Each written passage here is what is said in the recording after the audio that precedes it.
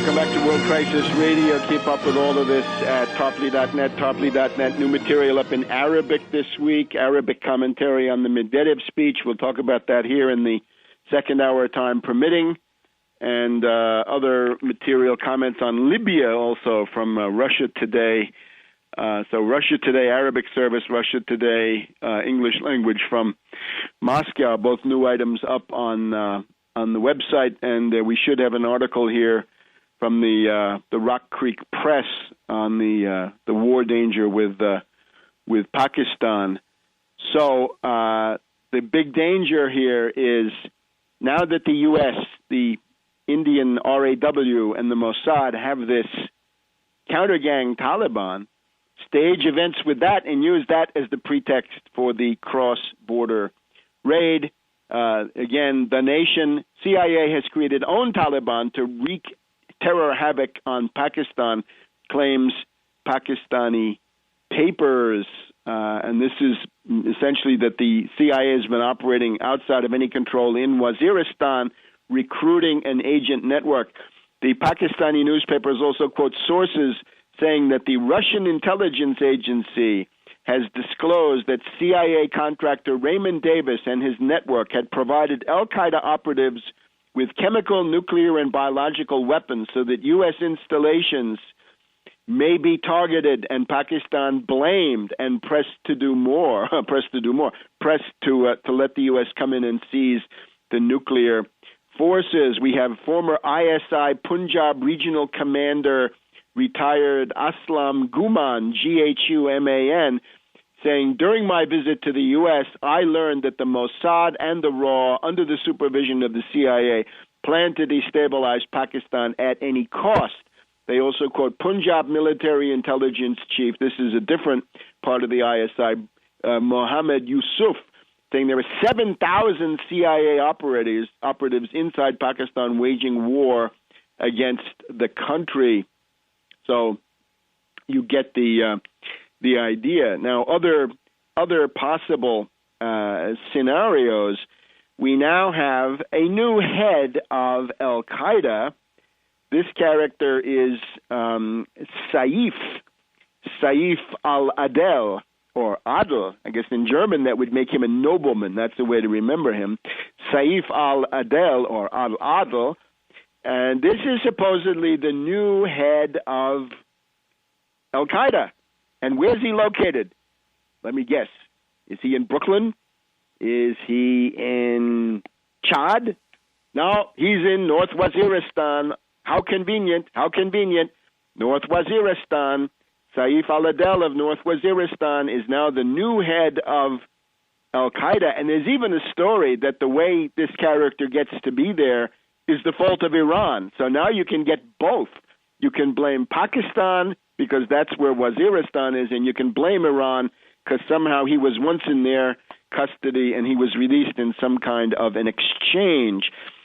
Now, in the background, we've got the shooting, of course, the direct shooting.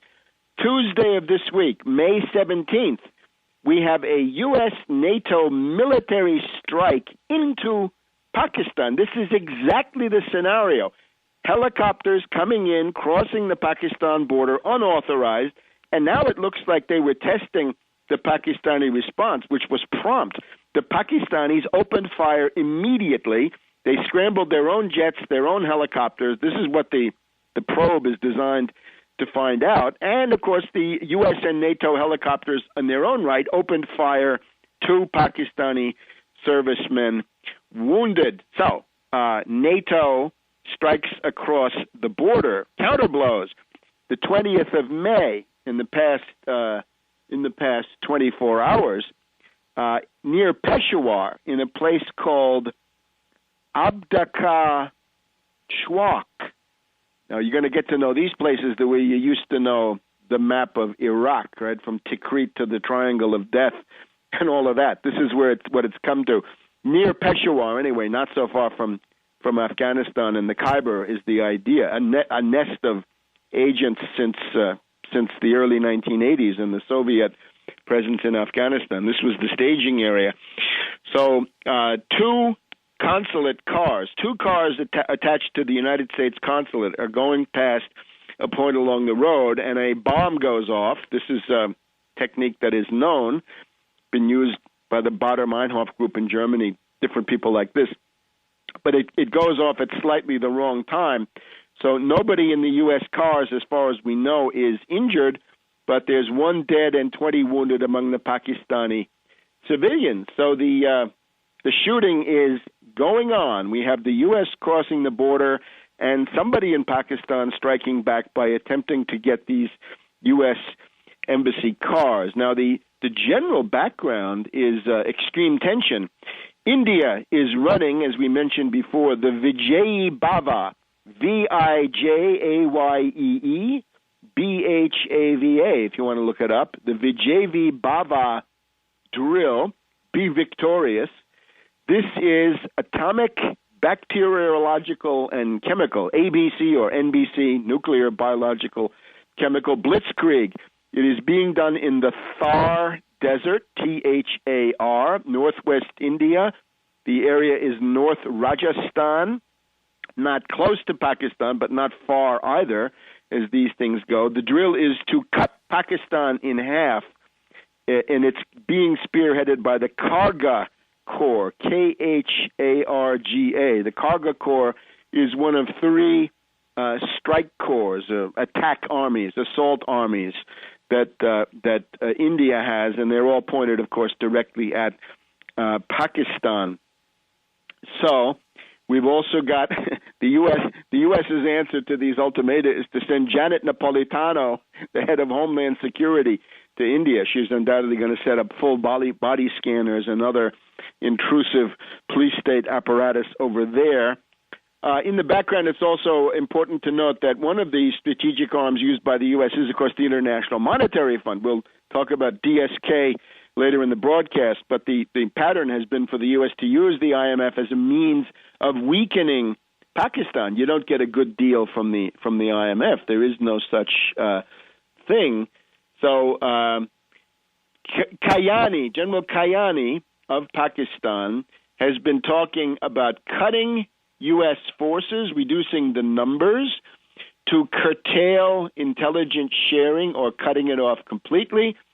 And in that well-known speech by Kayani, which took place on the 6th of May, he called the bin Laden raid a misadventure.